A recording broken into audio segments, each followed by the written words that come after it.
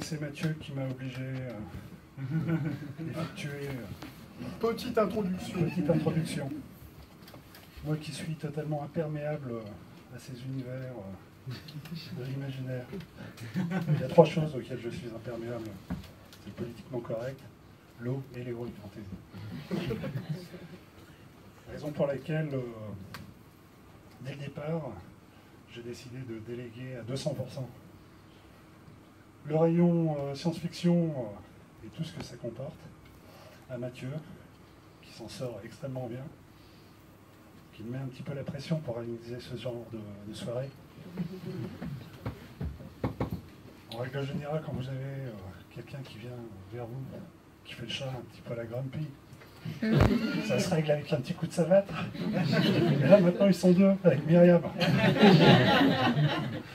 Et là, c'est plus la même chose. Jamais 203. En tous les cas, on est ravis d'accueillir Brice Tarvel. Applaudissements. Grégory Darosa. Et Olivier Gay.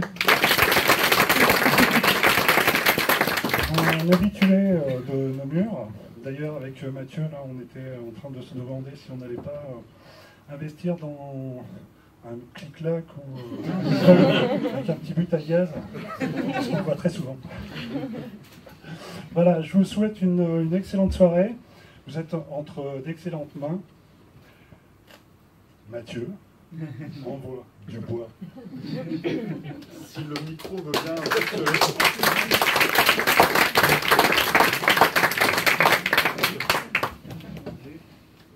Oui. Non. Bon, désolé, j'aurais dû dire, bon, ça commençait à 20h, hein, je m'excuse. Tu veux l'autre? Sinon, on va faire comme ça. Ça va être convivial, on va se passer. Allez, on va commencer avec celui-ci.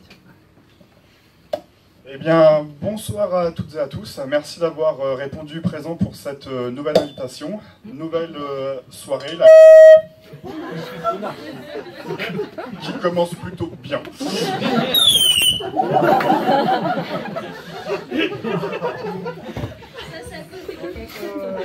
L'animation, c'est lui, les effets spéciaux, c'est moi.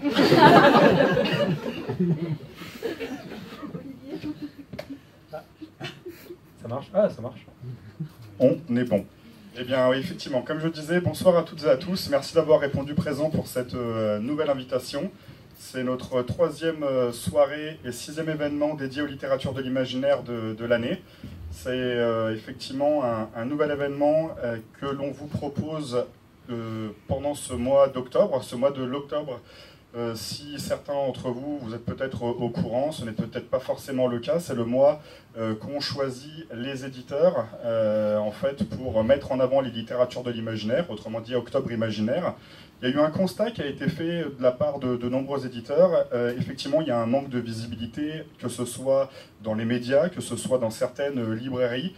Et l'idée, voilà, c'est pour l'instant de faire des états généraux, savoir un petit peu faire un premier constat et puis essayer d'apporter des solutions. Nous, on a décidé de se greffer justement à cet événement. On aime les littératures de l'imaginaire. Cette nouvelle soirée en est la preuve.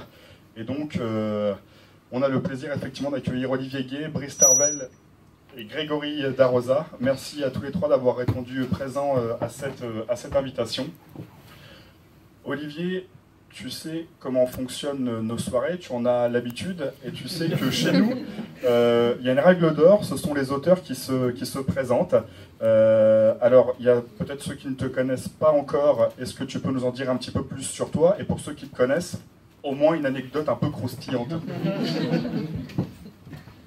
Alors déjà, je vais essayer de récupérer mon oreille droite, parce qu'en fait, je suis juste à côté du truc.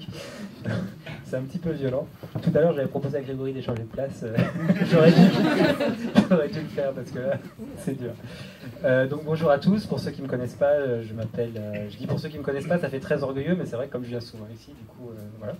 Bonjour papa, bonjour maman.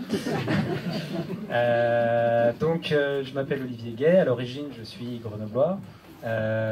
J'ai vécu et travaillé longtemps à Paris, et en fait depuis que j'ai pu vivre de ma plume, donc à partir de 2012, je me suis dit que Paris c'était sympa, mais que la province c'était mieux. Donc, je suis parti à Aix-en-Provence et je n'ai pris le micro aussi, ça y est. Voilà. Et voilà, et donc j'écris dans plein de domaines. J'ai commencé en polar, je me suis rendu compte que les ados c'était sympa, donc j'écris en ado. Et je me suis rendu compte que la fantasy c'était sympa, alors j'écris en fantasy.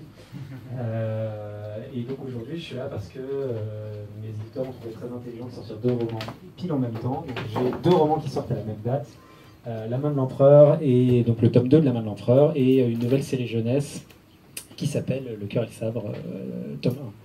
Et sinon, anecdote croustillante, alors dit comme ça spontanément, je sais pas, vas-y, tu peux pas m'orienter vers quelque chose, non? Quelque chose qu'on a pu dire. Vas-y, ça Quelque chose qu'on a pu dire par exemple là, récemment dans un salon ou une petite anecdote. Dans un salon, ouais, il nous arrive. J'ai des petites vidéos en fait que je mets en ligne sur les trucs qu'on dit dans un salon. Et effectivement, ce qui est marrant, c'est que moi j'avais mis sur un de mes romans en fait en dédicace, je disais il aime bien qu'on lui apporte des bonbons en dédicace. Du coup, il y a des gens qui m'ont pris au mot en fait, qui m'apportaient des bonbons de temps en temps en dédicace. Mais je me suis pas rendu compte des effets pervers du truc, alors à part le fait que j'ai pris 5 kilos. Mais un jour, j'ai une fille qui vient me voir, qui avait adoré Noir et ma couleur, qui arrive. Elle avait 11 ans, je crois. Et elle arrive, et elle avait mes limites, elle était au bord des larmes, et elle me dit « Je suis vraiment désolée, ma maman n'a pas voulu que je vous achète des bonbons. Est-ce que vous pouvez quand même me dédicacer vos livres ?» J'étais là « Bah, non. » Donc voilà, je n'ai qu'essayé, mais voilà, donc anecdote, c'est juste que depuis, tout le monde trouve que je suis un bâtard, et que je dédicace que pour des trucs comme ça. Et j'ai été obligé de mettre dans mon prochain roman, arrêter de m'apporter des bonbons, parce que sinon je rentre plus dans mes jeans.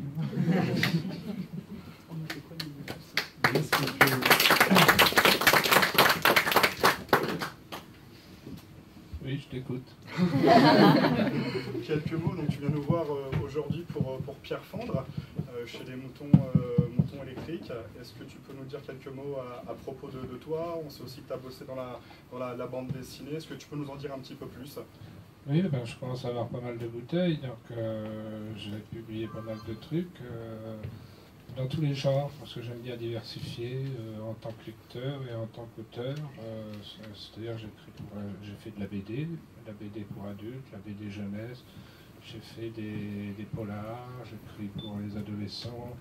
J'aime bien jouer les caméléons, alors j'ai repris les aventures de Bob Moran, d'Harry Dixon. Dans des anthologies, j'ai fait des textes façon Masterton.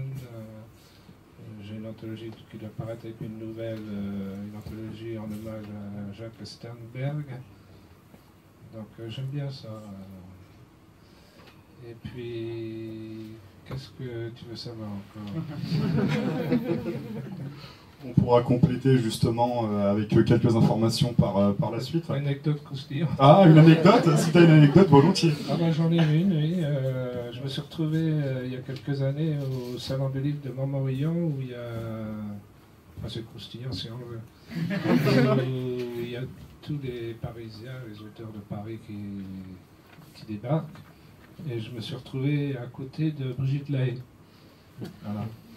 Et si bien qu'on a sympathisé, je me suis retrouvé tout le week-end à garder son sac quand elle allait faire pipi ou des choses comme ça. Voilà, c'est croustillant si on veut.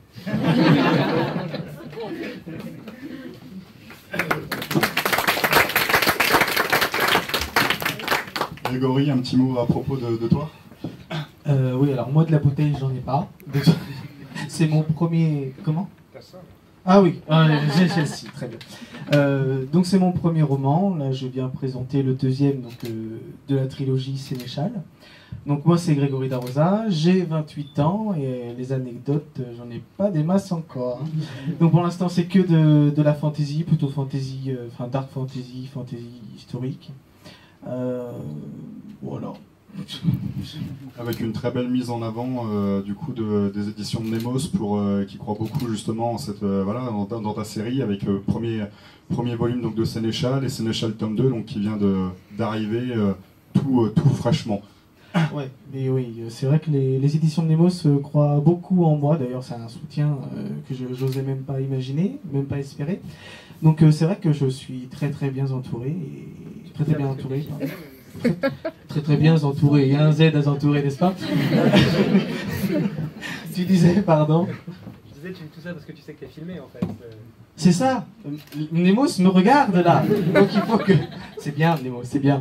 Voilà. L'anecdote croustillante, on peut la fabriquer, hein, si tu veux. Je crois que oui, elle est en train de se faire l'anecdote là en ce moment. Souvent, et j'aime bien commencer par là, avant d'être auteur, vous êtes lecteur, on est tous lecteurs, c'est un point en commun qu'on partage tous, et par quoi est-ce que vous avez commencé, justement, quelles sont les premières lectures que vous avez eues qui vous ont marqué, si vous avez voilà, des auteurs qui vous ont donné envie de sauter le pas, en fait, tout simplement. Grégory. Alors moi je vais être extrêmement original, c'est Harry Potter.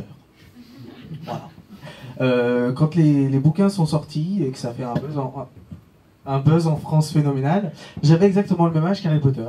Donc en fait, au fur et à mesure que les tomes sortaient, je m'identifiais à ce personnage-là, mais vraiment.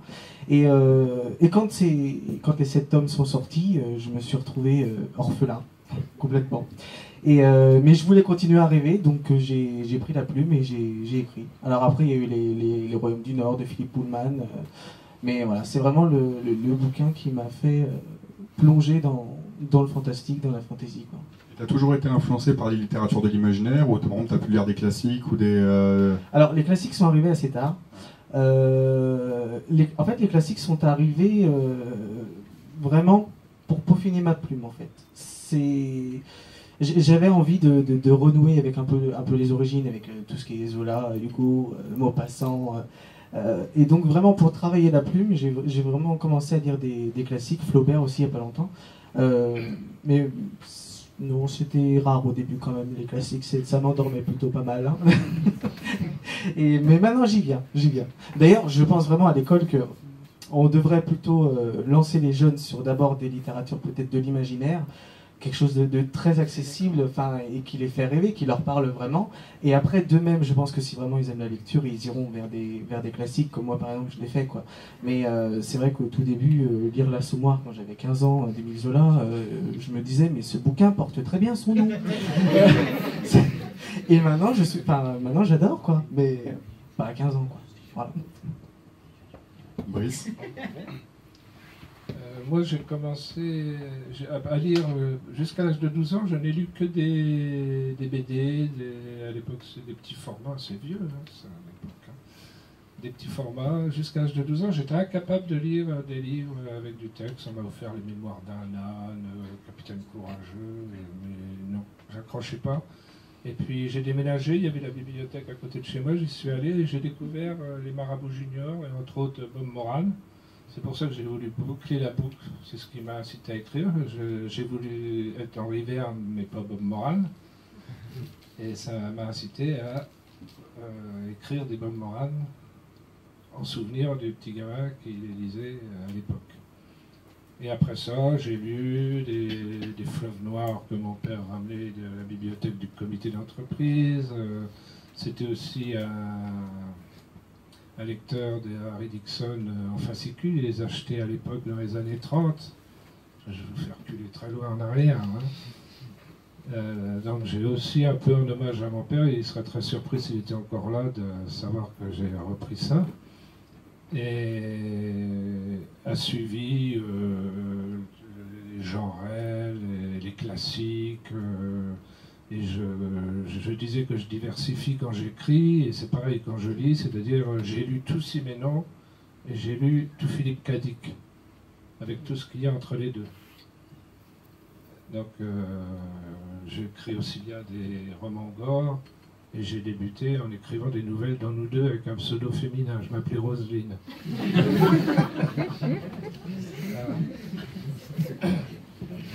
Olivier. Ouais, c'est une anecdote croustillante, le coup de Nous Deux. C'est pour ça que je disais. Moi j'ai vraiment toujours aimé lire. Moi je déchiffrais les paquets de Kellogg's, etc. pour apprendre à lire. Et en fait mes parents ont commis une terrible erreur. Parce que j'aimais beaucoup, comme beaucoup d'enfants, j'aimais beaucoup les dinosaures, les trucs comme ça, etc. Ils m'ont offert un bouquin qu'ils avaient trouvé, qui s'appelait L'Antre des Dragons. Il y avait un dragon en couverture, ils se sont dit, oh, ça va l'intéresser. Et en fait, ils s'étaient pas rendu compte, c'était un livre dont on est le héros. Voilà. Et donc j'avais, je sais pas, 6 ans, 7 ans, j'ai lu ça. Alors au début je comprenais pas parce que je le lisais dans l'ordre. Et donc voilà, je comprenais pas, j'étais là, je savais absolument rien dire. Et puis après j'ai compris le concept. Et je pense que là ils ont été perdus parce que je leur demandais d'autres livres dont on est le héros. Donc moi je suis rentré dans la fantasy par le livre dont on est le héros. Et puis après effectivement j'ai lu les Tolkien. Et puis après j'ai grandi, j'étais en ado. Alors il y avait un autre avantage au livre de fantasy quand j'avais 12 ans, 13 ans. C'est qu'il y en avait plein à la bibliothèque, donc là j'en parlais avec Fred quand je suis passé à Aumerveille, parce qu'il y a plein de vieux livres, mais que j'avais des présences du futur, des fleuves noirs, etc. Et un gros avantage de la fantaisie quand on a 12-13 ans, c'est qu'il y a un peu de sexe dedans. Et donc du coup moi j'étais très content, je lisais du Philippe José Farmer, des trucs comme ça, etc. J'étais ah d'accord, c'est donc comme ça que ça se passe. C'est donc comme ça que ça se passe. Avec un centaure. Et donc c'est vrai que j'ai toujours lu beaucoup de fantaisie. Et puis je suis d'accord avec Grégory sur les classiques, c'est-à-dire que moi ça m'intéressait pas à l'école, pourtant j'étais un gros lecteur, mais par contre spontanément, par exemple, moi j'avais beaucoup aimé Alexandre Dumas, donc du coup j'ai bouffé tout le Vicomte de Bragelonne, alors que c'est pavé, mais parce que ça me faisait plaisir. Et à côté il y a des tout petits trucs. Moi je me rappelle Matteo Falcon par exemple, c'est genre, je sais pas, c'est 80 pages, 100 pages, et en plus il paraît que c'est vachement bien et qu'il faut absolument que je le relise maintenant, mais je me tirais une balle, moi j'avais pas du tout envie de le lire au moment où on m'a demandé de lire Colomba. Voilà. C'est Colomba qu'il fallait que je lise. Colomba et autre histoire. Donc moi je suis assez d'accord, c'est-à-dire qu'en fait on intervient moi je suis intervenu très souvent dans les écoles pour le noir et ma couleur notamment. Et je suis tombé aussi dans des classes parfois difficiles, des classes qu'on appelle, évidemment j'ai perdu le nom, vous avez voilà, merci, les classes SECPA. Et en fait, alors les profs, par exemple, il y avait des profs qui leur lisaient le début de chacun de mes chapitres et qui leur demandaient pour le cours suivant simplement d'avoir lu la fin de chapitre. Et ensuite, elle leur relisait le début du chapitre 2, etc., etc. Et comme ça, en fait, j'avais des classes, moi je suis arrivé, alors je suis vraiment désolé, j'étais plein de préjugés. La première fois qu'on m'a dit tu vas avoir une classe SECPA, et je me suis dit mais en fait ils vont pas avoir lu le livre, donc j'ai vraiment honte. Mais je me suis dit en fait, voilà, et en fait c'était une des classes les plus motivées, ils avaient tous sans exception, j'avais 28 élèves je crois, ils avaient tous acheté le livre, lu le livre, vu le livre, etc. Ils avaient tous des questions, tous des trucs, et ils étaient à fond. Et bon, c'est parce que je fais des livres exceptionnels, évidemment. Mais c'est le minimum. Hein. C'est le minimum. Mais je pense aussi que les très bons lecteurs, de toute façon, enfin les bons lecteurs en tout cas, de toute façon, il faut qu'ils lisent. Donc à un moment ou à un autre, je veux dire, ils vont se diriger vers les classiques. Ils vont effectivement lire toute cette littérature-là. Mais il y a plein de gens qu'on pourrait mettre à la lecture si on ne leur imposait pas des livres, si on leur permettait de lire des choses qu'on peut peut-être considérer comme plus légers, mais en tout cas plus accessibles. Et quel a été le déclic en fait, à quel moment je te dis ok, j'ai lu plein de choses, maintenant j'ai envie de passer à l'écriture, et qu'est-ce qui a fait que tu as franchi ce cap, qu'est-ce qui s'est passé? Alors moi j'ai toujours voulu écrire. Après il y a une anecdote, j'ai certainement déjà raconté la dernière fois ici, donc désolé à tous ceux qui étaient. Mais en fait ma toute première histoire, je devais avoir je sais pas 7 ans ou un machin de ce genre, c'était j'avais repompé de manière éhontée l'oreille cassée de Tintin. Enfin moi je m'en rendais pas compte, mais je me dis bon c'est une histoire de statuette dans la jungle avec désolé pour ceux que je spoil, avec un gamin dedans, tout ça. Voilà. Et en fait, moi, mon vrai problème, c'est que j'avais écrit, donc j'avais 7 ans, donc évidemment, je ne savais pas très bien écrire. J'avais écrit avec la vieille machine à écrire de mes parents. Et celle où, vous savez, quand vous devez effacer une lettre, il fallait revenir en arrière et taper la lettre en blanc, en fait, en mettant du blanc. Voilà. Ce qui me permet de faire une parenthèse, je suis désolé, je sais pas. Mais je fais juste une parenthèse, c'est si les traitements texte n'existaient pas, je ne serais pas écrivain aujourd'hui. Hein. Je suis trop paresseux pour ça. Et donc j'avais écrit mon histoire, sauf qu'en fait elle faisait une demi-page. Je comprenais pas, je dis mais enfin je comprends pas, cette RG que je n'ai absolument pas plagié a fait 46 pages dessus, et moi je fais une demi-page, comment ça se fait, pourquoi j'y arrive pas? Donc j'avais trouvé une super technique, c'est qu'en fait les noms de mes personnages étaient super longs et je les répétais le plus souvent possible pour réussir à gagner quelques lignes, et comme ça à atteindre une page. Donc voilà, je vais pas monopoliser, mais donc pour dire que depuis toujours j'avais envie d'écrire. J'ai écrit un truc quand j'étais en 6e, Zorro de Tron et la planète verte. Voilà, et puis en 4e, et puis en seconde. Et puis en fait, là, ce qui est devenu Les Épées de glace, je l'ai écrit en première année d'école, donc j'avais 20 ans quand j'ai écrit ça. Enfin, le premier jet. Toi, Brice, le déclic et les débuts, si tu peux nous raconter? Moi, les débuts, c'était encore avant toi. Moi, ça a commencé, je devais avoir dans les 4 ans. Je ne savais pas encore lire et écrire, c'est bien que j'ai fait une page de BD. Et il n'y avait aucun texte, bien sûr. C'était juste des dessins de gosses. Et puis ensuite, j'ai fabriqué, quand j'ai su écrire un peu, lire, je fabriquais des petits livres que je dupliquais au papier carbone, en 2-3 exemplaires, que je vendais quelques centimes aux copains. Voilà, donc j'ai toujours fait ça, ça s'est juste perfectionné. Et toi, Grégory? Moi, du coup, vers 12-13 ans, il a fallu le choc à Harry Potter. Et je noircissais des cahiers de brouillon, mais alors on en retrouve encore, ma mère en retrouve encore à la maison, elle me dit « Ah, j'ai un roman à toi !» Non, maman, n'appelle pas ça un roman, s'il te plaît. Appelle ça un torchon, si tu veux. Mais ouais, et je me rappelle que j'écrivais ça, alors au début au stylo, ce qui fait que quand je voulais changer les phrases, ça donnait des ratures, mais alors complètement immondes. Après, j'écrivais ça au crayon de papier. Je me souviens que je numérotais mes lignes, je sais pas pourquoi. Mais je numérotais mes lignes, je me disais, ah là j'ai écrit 30 lignes, ah là encore 30, et je m'amusais à compter toutes mes lignes. L'automotivation? Ouais, c'était ça, je pense. Et je numérotais mes pages aussi, enfin bref, c'était... Ouais, c'était... J'espère qu'on ne trouvera jamais ces bouquins-là, mais... Voilà, ouais. Grâce à Harry Potter. Enfin, grâce ou à cause, ça dépend. On va pouvoir parler un petit peu plus en détail de vos ouvrages respectifs, des nouveautés que vous avez à nous présenter. Pour cela, je laisse ma collègue Myriam justement mener la danse. Alors déjà, bonsoir tout le monde. Merci d'être venus ce soir nombreux. Bonsoir Olivier, bonsoir Brice, bonsoir Grégory. Alors du coup, voilà, j'aimerais bien que vous nous présentiez déjà un petit peu vos dernières publications, parce que vous êtes là aussi pour parler de vos derniers romans. Donc j'aimerais bien vous laisser la parole et vous nous présentiez un petit peu vos derniers livres. Donc Olivier Gay, La main de l'empereur, tome 2, qui vient de paraître, La magie de Paris, Brice Tarvel, Pierre Fandre, et Grégory Darosa, Sénéchal aussi, tome 2, pour revenir sur le tome 1 aussi. Voilà, je vous laisse la parole pour nous présenter ces derniers romans fameux. Je vais essayer de parler moins longtemps que la dernière fois. La main de l'empereur, j'ai le directeur de Brajlon, Stéphane Marsan, qui était à Francfort là pour essayer de vendre les droits étrangers, qui a trouvé une phrase formidable. Il m'a dit, ton bouquin, je pense que j'ai un pitch formidable et je vais le donner à tout le monde. C'est Gladiator rencontre Full Metal Jacket. Voilà. Et voilà, je me dis, c'est pas mal, c'est bien résumé, en une phrase, c'est pas mal. Donc, en fait, c'est l'histoire d'un homme qui s'appelle Rek, qui n'aura pas eu une enfance très facile, qui a une vraie qualité, alors moi, j'ai été élevé aussi avec un petit peu cette culture manga, ou cette culture cinématographique, mais dans lequel les gens puissants, c'est bien. Donc voilà, donc il a une vraie qualité, cet homme-là, et sa qualité principale, c'est qu'il sait très bien se battre. Et tout le monde va en profiter en fait, parce qu'il sait très bien se battre, mais il est très naïf. Donc, au début, il va être gladiateur, et ensuite, effectivement, d'où le Full Metal Jacket, il va être recruté par l'empereur pour servir un petit peu de porte-drapeau dans une guerre qu'il est en train de mener contre des tribus couchites dans le sud de son empire. Et Rek, qui encore une fois est quelqu'un d'extrêmement naïf, risque de perdre sa naïveté à vitesse grand V. Le tome 1 était peut-être il a fait peut-être un certain nombre de choses répréhensibles. Le tome 2 c'est pire, je vous ferai.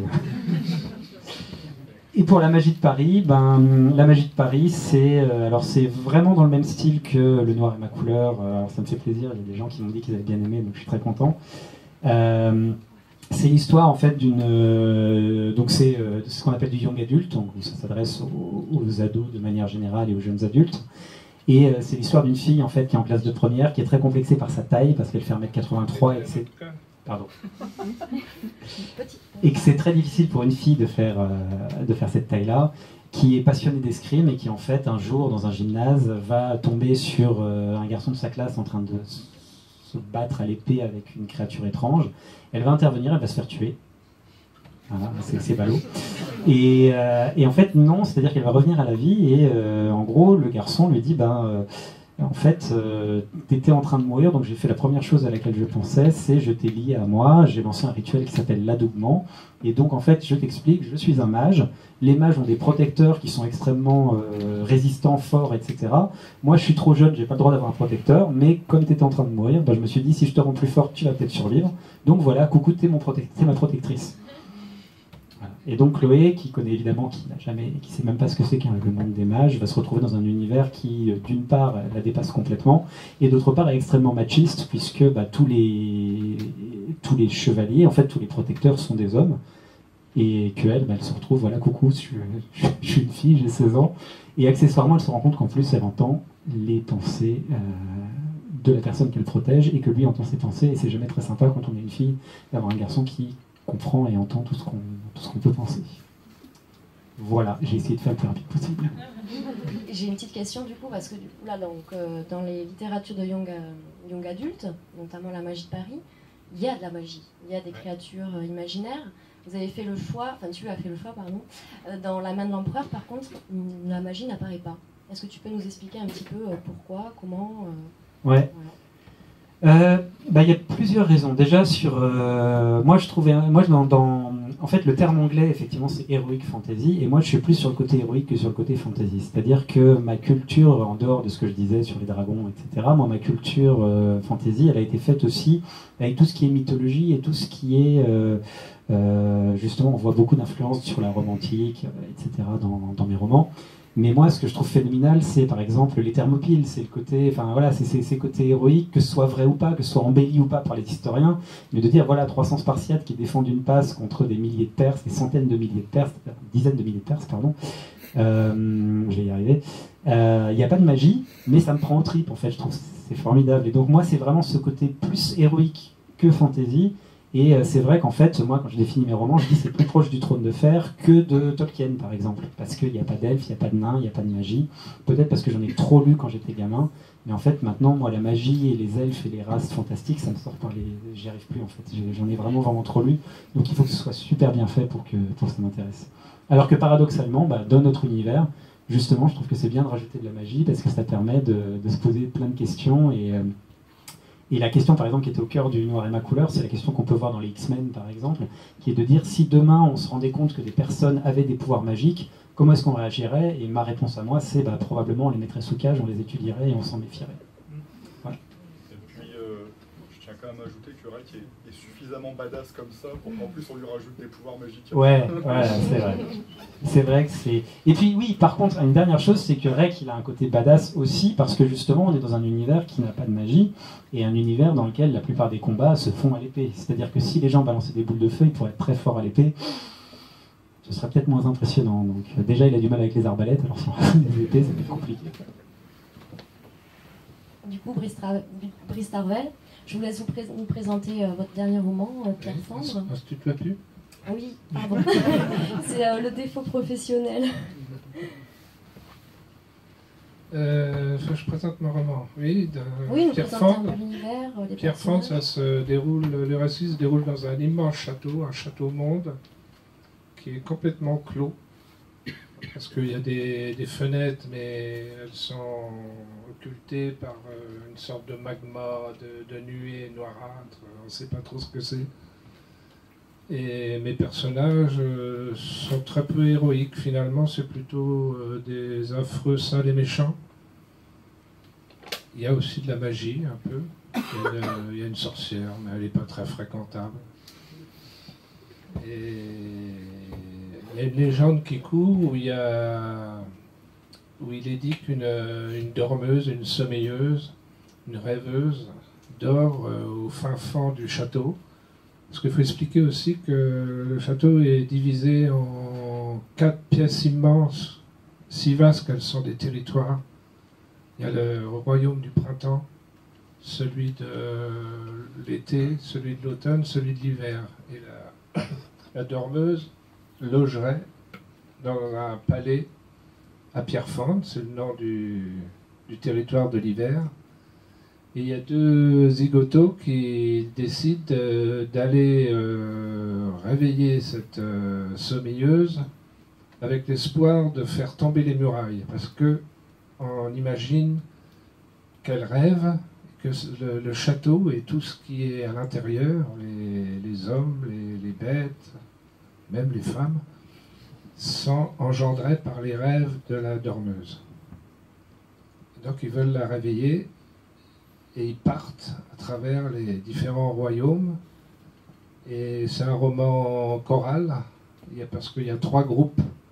Il y a la sœur d'un des 2 chevaliers, petits chevaliers, qui décide d'aller rattraper son frère pour l'empêcher de commettre cette chose qui risque de finir en cataclysme, de faire tout disparaître. Et il y a une sorcière qui se plaît bien, qui fait des affaires dans le royaume du printemps où tous prennent le départ. Et elle veut empêcher aussi les 2 contestataires. Donc tout ce monde-là part en expédition, les uns suivant les autres, et rencontre toutes sortes de problèmes assez particuliers. Voilà. Comment vous est venue l'idée, comment t'es venue l'idée de ce château? D'où est parti André-François Ruot, qui dirige un auto électrique, m'a dit écris-moi une histoire sur un immense château. Voilà. Non, moi je fais ce qu'on me dit. Et puis voilà, j'ai cherché un titre, j'ai trouvé Pierre Fendre, ça c'est tombé. Et je suis parti de là, comme moi je fais d'habitude, quelques noms de personnages, et je me lance à l'aventure. Alors justement, parlons de vos personnages. Oui. Les personnages hauts en couleur, il y a beaucoup d'humour. Ah oui, j'aime bien mettre de l'humour, bah, c'est le vieux dicton, une histoire est toujours mieux avec de l'humour. Hein, donc j'essaye toujours de mettre de l'humour, oui, quand je peux. Qu'est-ce qui vous inspire ces personnages? Qu'est-ce qu'ils inspirent? Comment l'inspiration est venue? Ah, est-ce que vous puisez dans vos connaissances ou Ah, il y a des fois des clins d'œil que personne ne peut détecter. Des fois si, mais la plupart du temps non. Il y a des noms, il y a des choses, des personnages que j'ai connus qui ont existé, qui sont morts et archi-morts. Il y a des mélanges de tout ça. Et puis il y a des choses complètement inventées, la plupart d'ailleurs.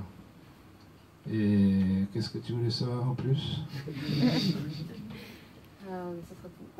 C'est tout. Sinon, moi j'ai l'impression que écrire, c'est comme un sport. Il faut de l'entraînement, et à force on arrive à avoir un tour de main. Et je construis mes histoires comme un petit artisan, fabrique des sabots, il a appris à utiliser ses outils, il a appris une habileté. Et si on entretient cet entraînement, il arrive un moment où c'est plus difficile. Ça n'a pas toujours été comme ça parce que très longtemps, je voulais à une époque rentrer au Fleuve Noir, faire un Fleuve Noir, c'est-à-dire 230 000 signes, c'est un petit roman. Et il m'a fallu 10 ans pour avoir le souffle de faire un petit roman comme ça. Donc j'arrivais à la page 100 d'un manuscrit et hop, à la corbeille. Parce qu'à l'époque, c'était pas en numérique. Voilà. Et pour Pierre Fendre, qu'est-ce qui t'a le plus amusé finalement? C'est la création de cet univers et d'imaginer ce qui pourrait se passer au sein de ce château, ou c'est la création des personnages? Est-ce qu'il y a une partie que tu as préféré travailler? Est-ce que les deux ont été... il y en a une qui a été plus difficile que l'autre à concevoir, à imaginer? Non, c'est pareil. J'ai mis 7 mois à l'écrire. C'est comme un long marathon. Je suis mes personnages. Ce qui est le plus nécessaire, c'est la concentration. C'est-à-dire vraiment se retrouver dans le château, dans la peau de chaque personnage. Et puis, y arrivent les trucs. Et ces personnages, tu les avais tous au début d'écrire?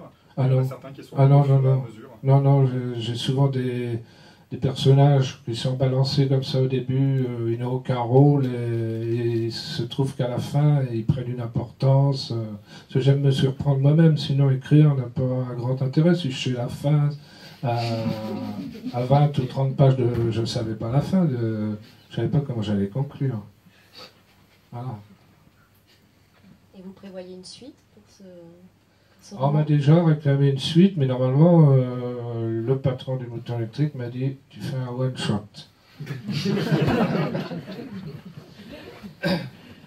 Mais par contre, il m'a commandé un prochain qui serait une fantaisie maritime.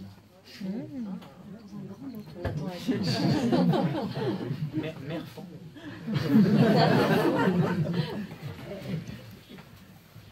Et toi, Grégory, du coup, est-ce que tu peux nous présenter un petit peu Sénéchal? Ouais, alors dans Sénéchal, il y a un sénéchal, une ville assiégée, des trahisons, et voilà. Il n'y a pas Harry Potter, non. Ils n'ont pas de baguette magique, les gens. Non, mais voilà, c'est une jolie tambouille. C'est le personnage du sénéchal, Philippe Gardeval, qui n'est pas de noble ascendance. C'est le deuxième homme le plus influent du royaume, mais il n'est pas de noble ascendance et du coup, on le lui dit plusieurs fois.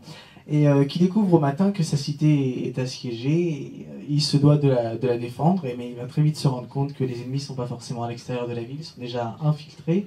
Et donc là, il s'ensuit tout un tas de complots, de tracas à travers la ville, de cavalcades, alors qu'il n'y a pas encore un seul assaut. Hein. C'est-à-dire que c'est déjà le gros bordel avant même que l'assaut soit donné. Donc on est dans ce contexte-là, et donc j'ai essayé de faire un personnage qui... parce qu'on est dans une narration à la première personne, donc du coup j'ai essayé vraiment de faire une ambiance oppressante. On est dans un huis clos, dans une ville assiégée.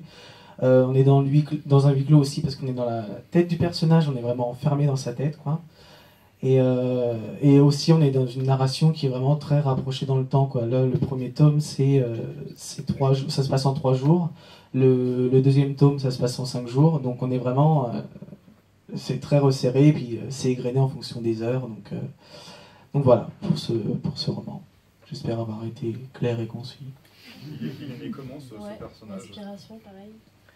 Alors, ce personnage est né... C'était une bonne question. De moi. Enfin, mais quand je dis de moi, c'est que je pense que j'ai pris une partie de moi. Mais je voulais vraiment faire un personnage qui ne soit pas un héros et pas un anti-héros. Alors là, du coup, c'est vrai que Heroic Fantasy, là, on n'a pas d'héroïque, quoi. On a de la fantasy, mais mon personnage n'est pas du tout un héros, mais c'est pas un anti-héros non plus. C'est-à-dire que le côté qu'on aime bien chez les anti-héros, qui sont un peu... qui tuent comme ça à tour de bras, c'est drôle, c'est sardonique, on y va. Mon personnage, en fait, j'ai essayé de le faire le plus normal possible et de le mettre dans une situation qui est complètement anormale. Et du coup, je pense que c'est ce qui le rend, entre guillemets, original, alors qu'il est complètement normal, au final, mais c'est qu'il est dans un monde fantasy et c'est un mec lambda qu'on a mis là, quoi. Et voilà, il se débrouille avec ça. Est-ce que tu peux nous parler un petit peu de la magie? Est-ce que tu as été inspiré par la religion du catholicisme? Est-ce que tu peux nous expliquer pourquoi? Alors, ouais, dans Sénéchal, il y a une espèce de christianisme un peu fantasmé. C'est-à-dire que la magie naît de la religion, des prières. Chaque personne qui prie, sans vraiment le savoir, a en elle une certaine puissance, en fait. Et plus sa foi est forte, plus elle croit fortement en quelque chose, et plus elle va être capable d'engendrer quelque chose. Mais bon, dans cette religion-là, il y a vraiment que alors le pontife, les prêtres qui sont vraiment capables, parce qu'ils maîtrisent, ils ont accès à un certain savoir quand même, qui peuvent vraiment engendrer de la magie, quoi. Mais à un moment dans le deuxième tome, sans spoiler, mais il y a des milliers de gens qui se mettent à prier ensemble. Ils n'ont pas forcément l'intention de réaliser un sortilège, mais rien que le fait de prier ensemble, il y a des milliers de voix en même temps, il y a une vibration dedans, et donc pour moi il y a de la magie. Et donc ça naît de ça. Voilà. Je trouvais ça très original en tout cas, ça change de la magie habituelle que l'on retrouve dans les romans de fantasy. Ouais, j'ai essayé vraiment de détricoter un peu la religion la chrétienté, quoi, enfin, et de vraiment me dire, voilà, les cantiques, les prières, les sermons, est-ce qu'il ne peut pas y avoir une espèce de puissance dans tout ça, même la personne qui prie toute seule chez elle, est-ce qu'il n'y a pas... parce que ce mécanisme de foi, là, il me fascine. Vraiment, me dire que les gens sont capables de croire, parce que bon, je suis athée, mais voilà, mais moi ça me fascine ce mécanisme de foi-là, me dire que les gens sont capables de croire à ce point-là et de se surpasser, pour moi il y a de la magie dans ce truc-là. Voilà. Donc je l'utilise. Et la merveilleuse cité de Lysimac, qu'est-ce qui t'a inspiré? Parce qu'elle est magnifique. Il y a une description incroyable de cette ville des fleurs. Est-ce qu'il y a un patrimoine en particulier qui t'a inspiré? Est-ce que... Alors, Montpellier, en fait. Pour les pierres. Alors, il y a Saint-Guilhem-le-Désert aussi. Enfin, il y a des villages. Alors, du coup, c'est comme si Saint-Guilhem-le-Désert, c'est un petit village dans l'Hérault, qui a été classé l'un des plus beaux villages de France, parce qu'il est vraiment très très beau. Voilà. Je suis pas chauvin du tout, non. Donc il est vraiment magnifique, et donc c'est comme si j'avais fait Saint-Guilhem-le-Désert en x20, quoi. C'est-à-dire, je mets 60 000 habitants dedans, alors qu'il doit y en avoir 20 l'hiver. Donc, ouais, non, je me suis inspiré un peu de Paris aussi, un peu. J'ai fait un mix, vraiment Montpellier, Saint-Guilhem, Paris. Parce que Paris, il y avait beaucoup de documentation historique aussi dessus, au niveau du Moyen-Âge, et donc c'était peut-être un peu plus facile de reposer mon récit dessus, quoi. Voilà. Mais de rien. Une des particularités et des spécificités de ton roman, c'est aussi le choix du langage. Tu as du coup employé un vieux français.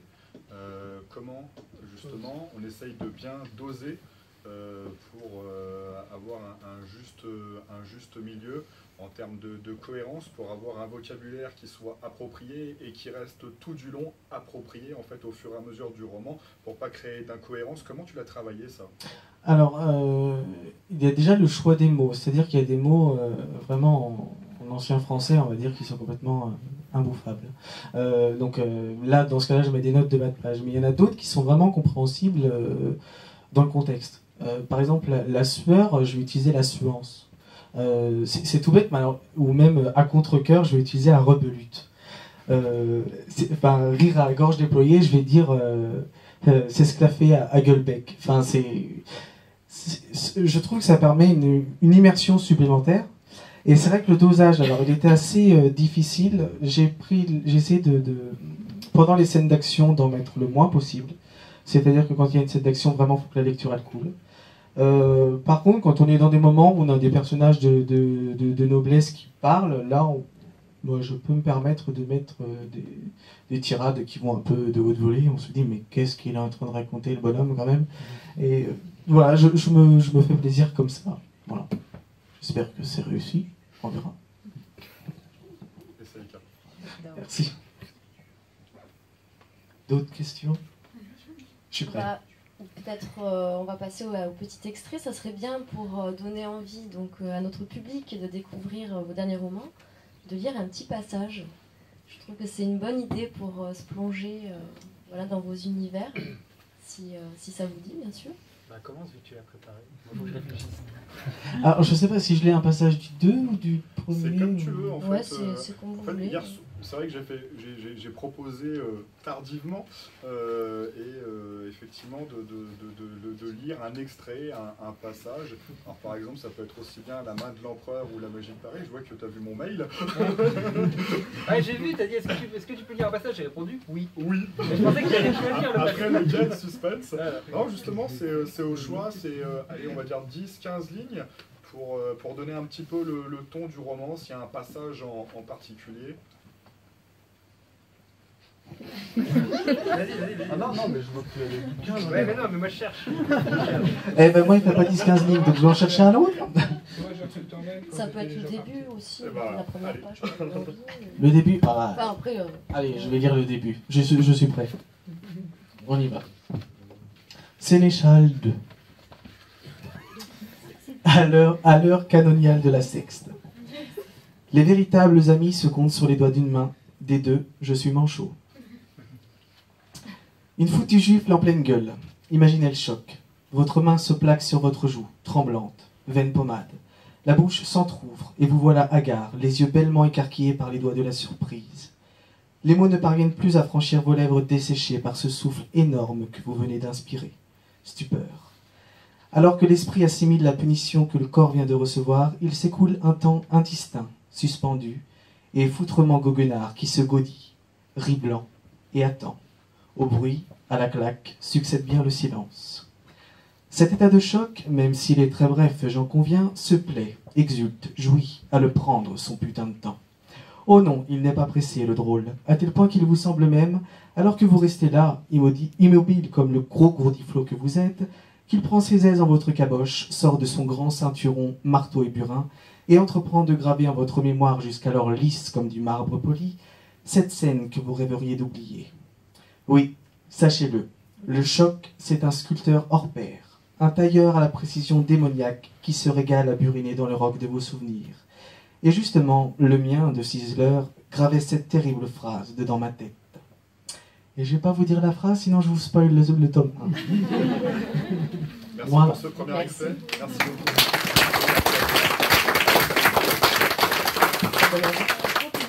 Ça donne envie. À qui le tour? Allez-y, moi je cherche encore. Bon, alors je vais continuer à lire. Moi, je vais lire ce qui m'est tombé sous la main. Chapitre 8. Sans se soucier des arbalétriers aspirant à faire d'elle un hérisson, Murgoche quitta sa selle. Assister à l'une de ces reprises de contact avec le sol était un spectacle si étonnant que même les gendarmes du Seigneur Jaune en oublièrent qu'ils étaient là pour autre chose que reluquer les naches mouvantes dans les mains de 4 ou 5 d'entre eux n'auraient pu cerner le volume. Quand elle toucha terre, dans une envolée de jupons et de côtes, la magicienne offrit de surcroît la vision de 2 cuisseaux de chair nue et blette qu'il ne serait pas venu à l'idée de placer au saloir et encore moins dans un lit. Autant dire que l'ébahissement de la soldatesque jaune fut de courte durée et que l'attention pour la situation tendue reprit vite le dessus. Peu me chaud vos lames et vos traits, grogna Murgoche. Je suis sorcière, vous devez en avoir eu écho. Alors si l'un d'entre vous se risquait à tenter de nuire à ma couenne, il aura l'aiguillette nouée et se verra ainsi interdire les plaisirs de l'amour pour longtemps. Elle a les 2 croustillantes supplémentaires.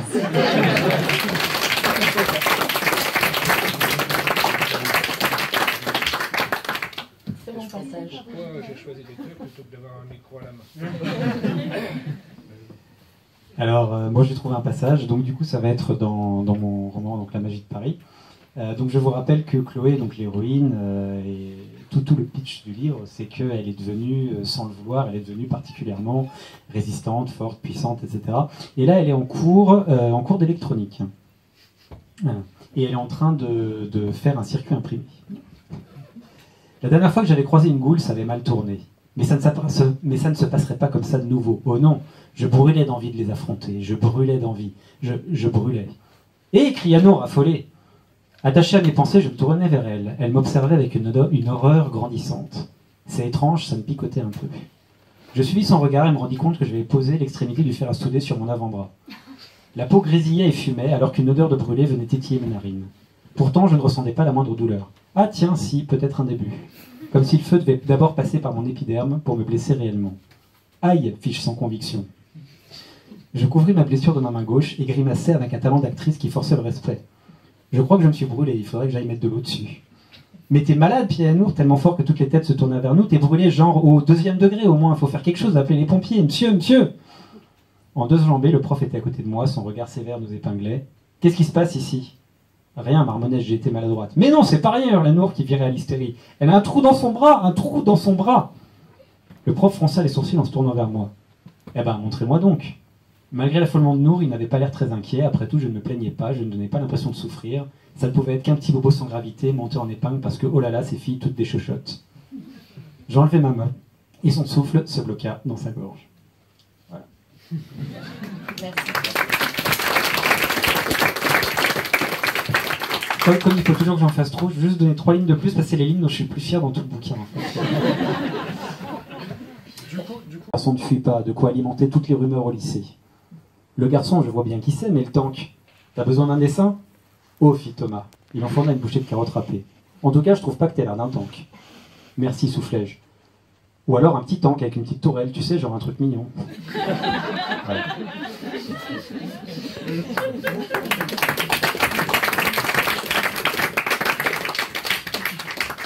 Merci beaucoup. Alors maintenant, j'aimerais bien qu'on se penche un petit peu au-dessus de votre épaule et que vous nous racontiez un petit peu votre façon de travailler, votre façon d'écrire, donc méthodologiquement parlant. Voilà, si vous avez des rituels, s'il y a besoin de conditions spécifiques, est-ce que vous écrivez à l'ordinateur, à l'écrit, voilà, comment ça se travaille? Est-ce que vous avez besoin d'un plan? Est-ce que vous faites des fiches personnages juste avant ou est-ce que vous vous laissez porter par l'improvisation, par votre imaginaire? Bon, je vais encore répondre, mais je vais faire vite, je vous promets. Alors d'abord, non, je fais pas de fiches, je suis une catastrophe, je suis l'écrivain le plus bordélique qu'on puisse imaginer. Pour une simple et bonne raison, c'est que c'est mon métier, c'est-à-dire que j'en vis, et que du coup, tous les jours j'écris, et j'écris globalement de 9h à 17h, enfin, je fais des pauses, je me plains pas du tout de ma vie, mais j'écris tous les jours.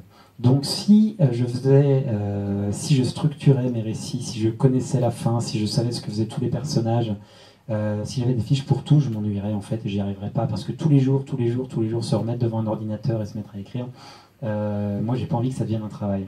Donc en fait j'aime bien me surprendre, je suis désolé pour l'expression, mais j'aime bien me donner des petits coups de pute, des trucs comme ça, du genre je mets mes personnages dans une situation vraiment pourrie le soir et je fais ah, tu vas voir demain comment tu vas réussir à les en sortir. Et du coup, les éditeurs, alors maintenant heureusement ça marche, donc du coup les éditeurs me pardonnent ce genre de truc, mais au début ils s'arrachaient les cheveux parce qu'en fait ils me demandaient des synopsis et je leur en donnais pas. Et quand je leur donnais un synopsis, finalement je disais ah tu vas aller, en fait j'ai fait exactement l'inverse.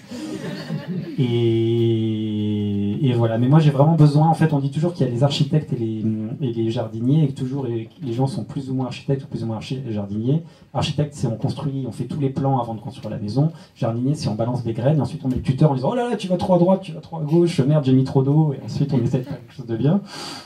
Et voilà. Et je terminerai sur le fait que sinon l'autre comparaison que j'aime beaucoup, c'est moi je me considère vraiment comme un sculpteur.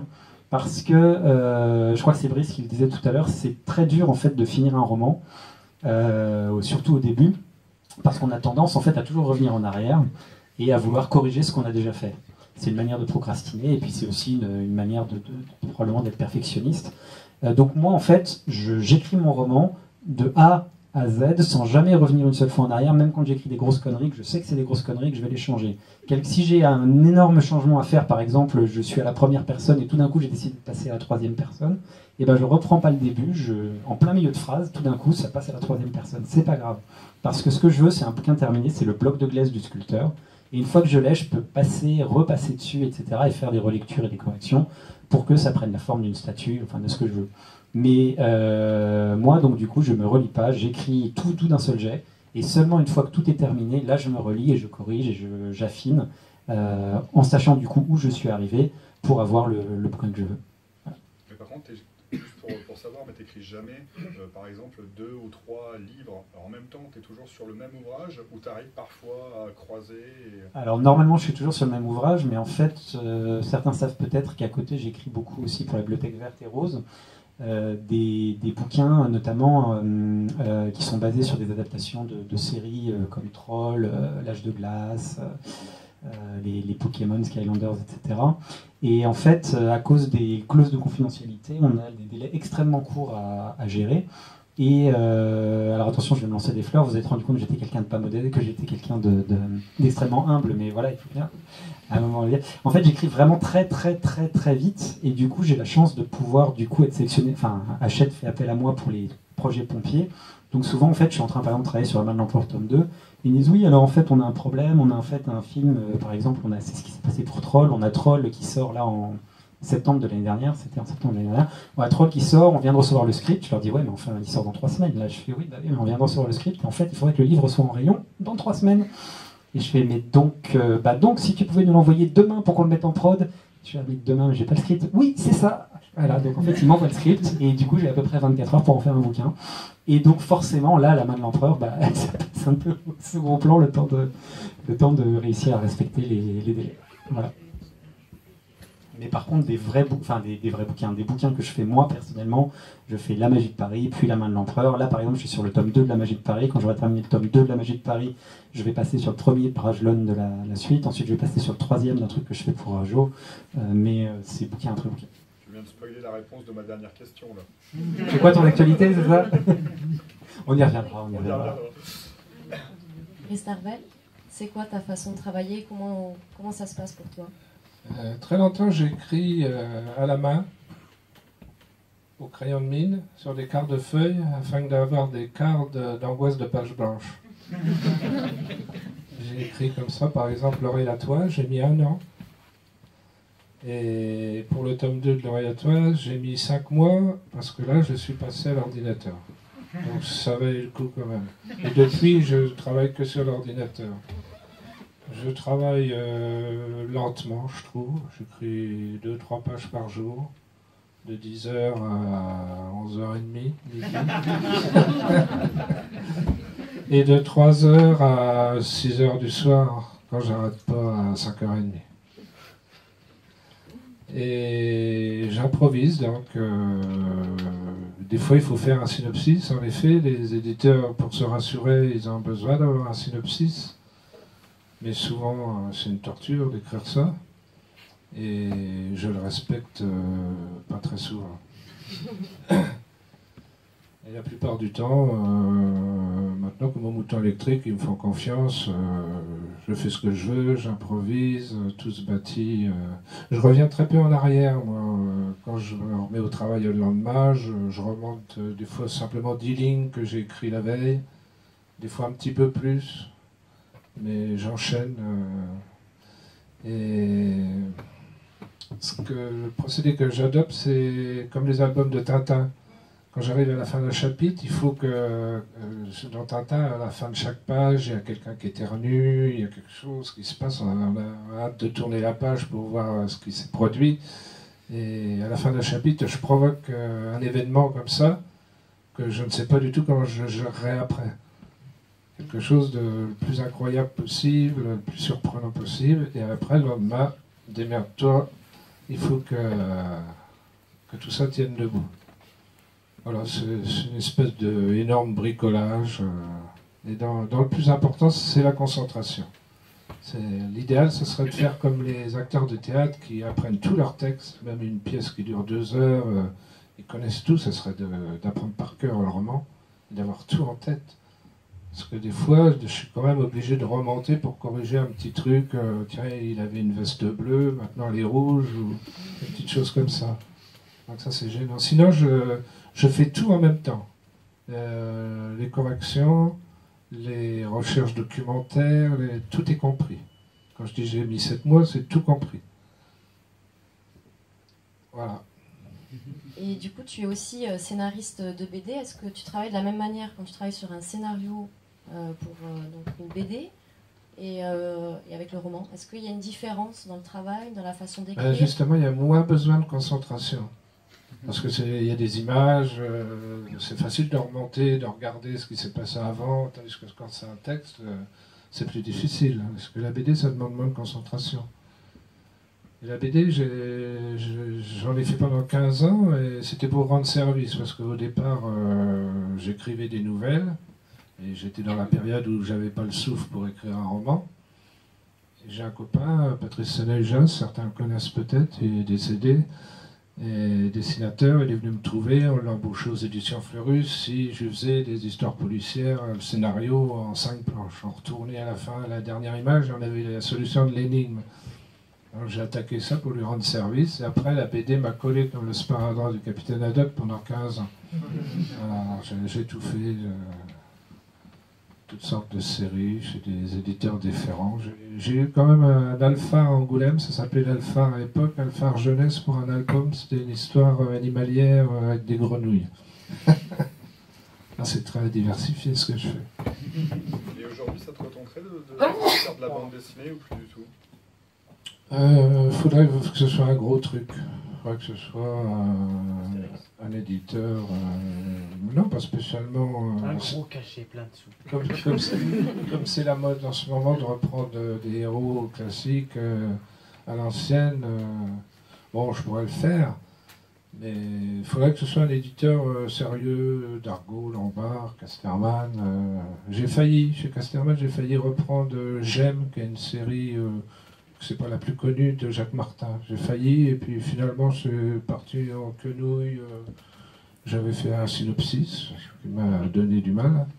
Et ils ont conservé le scénariste qu'ils avaient déjà alors qu'ils voulaient le chasser. Et puis, ils m'avaient envoyé un carton d'album qu'il a fallu que je lise. Alors que je lis plus de BD depuis l'âge de 12 ans quand j'ai quitté la BD. Sauf pour le travail, ça m'est arrivé d'en lire quelques-unes pour le travail. Et là, actuellement, par exemple, du coup, tu n'aurais pas un dessinateur en particulier avec lequel tu aimerais collaborer ou il n'y aurait pas... J'avais rencontré un dessinateur particulièrement ferrant à un salon il y a plus d'un an, on devait faire une histoire avec un personnage récurrent qui s'appellerait la Murène, et une sorte de monte en l'air, une femme vêtue d'une peau de murène, un rat d'hôtel, avec des pouvoirs, des choses extraordinaires. Et il devait me dessiner ça, et ah bah je te fais tout ça en juillet, je te fais tout ça en août, et puis j'ai jamais rien eu, donc j'en ai parlé au Mouton électrique, et ça fait partie du 3e que je ferai après l'histoire de Fantaisie maritime. Sur leur nouvelle collection qu'ils doivent faire avec des personnages récurrents, des petits romans taille fleuve noir. Voilà. Nouvelle collection qui a du coup démarré, les saisons de l'étrange, et là pour l'instant il y a Julien Welbrecht, j'ai peur de mal prononcer son nom, Cédric Ferrand, si le diable le permet, et il doit y avoir encore Nicolas Le Breton qui vient de sortir une nouvelle enquête de Sherlock Holmes aux enfers. Belle collection effectivement. Donc je devrais intégrer ça. Il y en a qui réclament des suites d'Harry Dixon, j'ai des romans jeunesse avec un personnage féminin, une collégienne, qu'il faut que je remette en action, beaucoup de choses. Plus les fascicules du Carnot-Place, avec mon détective cul-de-jatte des années 20, qui remonte la piste du crime sur les mains. Il y a du boulot. Et la BD, non, sauf un événement comme ça, qui a très peu de chances d'arriver. Sinon, non, c'est pas la peine. Il faut trouver un éditeur, c'est devenu très difficile. Le travail aussi à deux avec le dessinateur, comment ça se passe? C'est pas évident. C'est très difficile de former un couple dans la vie déjà, et former un couple pour travailler, c'est encore pire. Il faut vraiment bien s'entendre. Ça arrivé, j'ai eu quelques collaborateurs avec qui on s'est bien entendu, mais bon... le scénariste reste toujours la 5e roue du chariot, de toute façon. Hein, c'est des fois une situation confortable parce qu'on est à l'arrière-plan. Quand il y a des dédicaces, par exemple, le dessinateur, il passe un temps fou à dessiner, alors que nous, on fait un petit gribouillis. Voilà, à toi, mon gars. À moi qui avais encore des questions, peut-être, je sais pas. C'est bon, on va passer à Grégory, merci. Du coup, Grégory, pareil, comment ça se passe pour toi? Comment tu travailles? Je me rappelle plus de la question. Ta façon de travailler au niveau méthodologie, est-ce que tu as des petits rituels particuliers, les conditions? Est-ce que tu peux nous parler un peu alors du coup, moi je suis vraiment l'antipode de mes deux compères. C'est-à-dire que tout est prévu, moi, à la phrase près presque. Hein. Tu connais la fin quand tu commences à écrire? Alors j'ai justement commencé à écrire parce que j'avais une fin. C'est-à-dire que j'ai ma fin et j'écris mon début et je vois comment je vais entre les deux. Mais vraiment pour le 3e tome, là par exemple, toutes les scènes sont déjà faites, elles bougent à peine. C'est-à-dire que à la fin d'un chapitre, je ne mets pas un rebondissement comme ça en me disant comment je vais faire après. Non, sinon je panique. Je peux pas. non, il faut vraiment que ça soit vraiment pas calculé, mais je veux dire, je me lève en pleine nuit, j'ai juste une phrase qui a popé comme ça où je me dis il faut que je l'écrive, je la mettrai à la fin. Et voilà. Donc j'ai une phrase, c'est bien, mais donc vraiment tout ce que je peux prévoir, je prévois. Alors, par contre, paradoxalement, c'est-à-dire que j'ai pas de notes, quasiment pas, j'ai pas de brouillon, donc c'est-à-dire que j'essaie de tout faire dans la tête. Et donc, j'oublie. Il y a des trucs que j'oublie. Et je me dis, t'avais une superbe idée, ouais, bah. Donc, non, mais après, bon, c'est vrai que comme on travaille tous les jours, on finit par les connaître par cœur, le truc quand même. Hein. Donc, c'est vrai que les notes, et des fois, je me dis, bon, t'écris un brouillon, parce que tu dois écrire un brouillon, mais tu le connais, ton truc. Bon. Donc, c'est paradoxal. Autant je prévois tout, autant je prends quasiment jamais de notes. Et en ce qui concerne mes horaires de travail, alors par contre, là, je n'ai pas de 8h, 17h ou de 10h30, 11h. J'ai vraiment quand ça me chante. Hein. C'est-à-dire que ouais, c'est ça. C'est-à-dire que si à minuit et demi, je suis dans mon lit et je me dis, mon Dieu, ça monte, faut que j'y aille. Et j'écris jusqu'à 6h.